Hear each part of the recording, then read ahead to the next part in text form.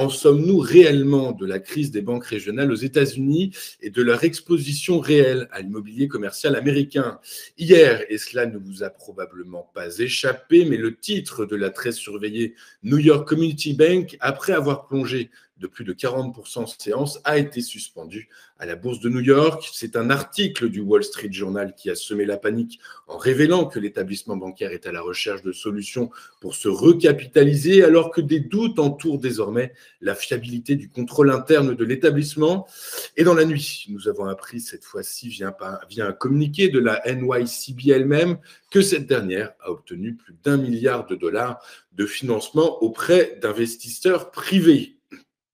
En Chine, enfin, une bonne nouvelle à l'endroit de sa balance commerciale. En effet, ce matin ont été publiées les données sur les exportations et importations du pays pour le mois de février et contre toute attente, elles ont dépassé les modélisations du consensus. La croissance des exportations et des importations chinoises laisse donc entendre que les échanges mondiaux repartent et c'est un constat qu'ont fait également les douanes sud-coréennes, taïwanaises et allemandes qui ont toutes vu leurs données commerciales être supérieures aux attentes et ce sur fond de reprise de l'économie mondiale soutenue par la demande en semi-conducteurs. Par ailleurs, pour certains économistes, une partie des récents gains à l'exportation pourrait être attribuée aux fabricants chinois qui ont réduit leurs prix pour remplir leur carnet de commandes. Notons également que les exportations chinoises vers les États-Unis sont reparties à la hausse par rapport à l'année dernière, une hausse de 5% qui doit également être rapportée à la baisse de 6,9% des échanges vers cette destination au cours du mois de décembre. Enfin,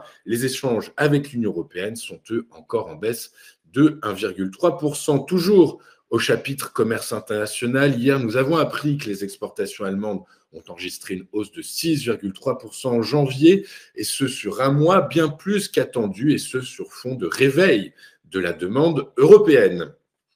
Au chapitre international, les négociations qui se tiennent actuellement au Caire sur un cessez-le-feu et un échange d'otages entre Israël et le Hamas sont dans une impasse, alors que la crise humanitaire à Gaza s'aggrave et qu'un navire marchand est en feu après une attaque dans la mer Rouge. Les pourparlers ont été marqués par des demandes en suspens et des obstacles persistants. Le Hamas a présenté sa proposition d'accord de trêve aux médiateurs, mais attend désormais une réponse des Israéliens absents de cette phase de pourparlers. Parmi les points qui restent délicats à négocier, nous trouvons le retour des personnes déplacées dans le nord de Gaza et le sort des otages israéliens détenus à Gaza. Je vous rappelle que mardi dernier, et après avoir apposé par 3 fois son veto, les États-Unis ont modifié les termes d'un projet de résolution présenté au Conseil de sécurité des Nations Unies, apportant leur soutien à un cessez-le-feu immédiat d'environ 6 semaines à Gaza, ainsi que la libération de tous les otages, selon un texte que Reuters a pu consulter. Les autorités américaines craignent désormais que le conflit à Gaza ne s'étende davantage au Moyen-Orient,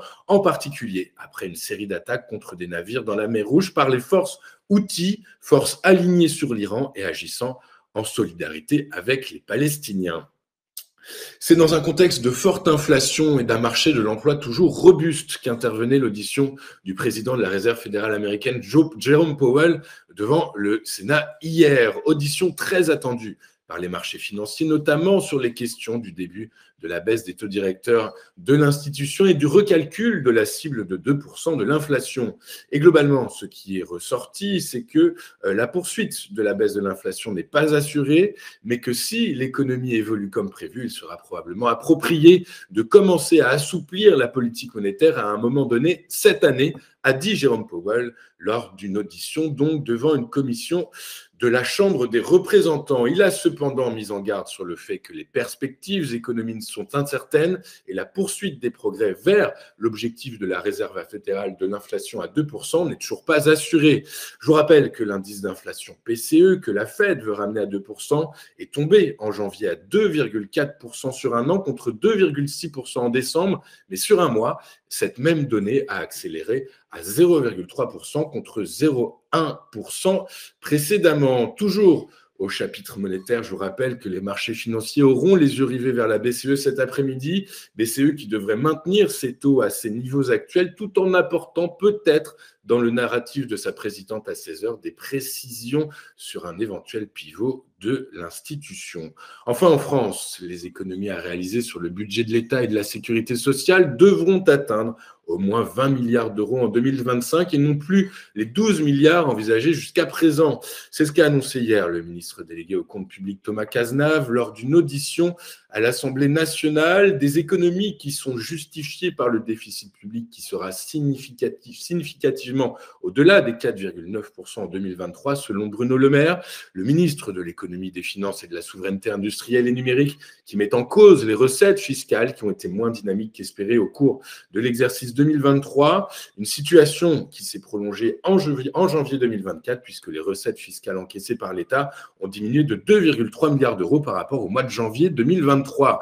Par ailleurs, et raisonnablement, le gouvernement a revu à la baisse son objectif de croissance économique, le faisant passer de 1,4% à 1% pour 2024.